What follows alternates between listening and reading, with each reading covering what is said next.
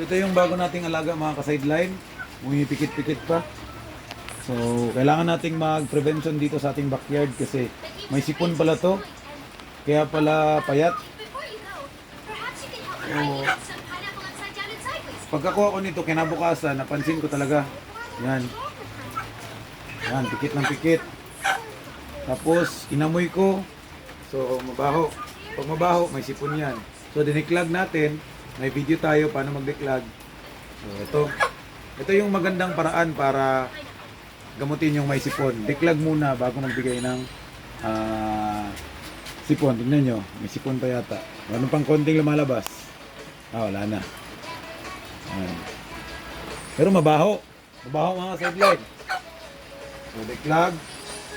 Tapos bigay tayo ng Premoxil. Yun lang po. Let's go.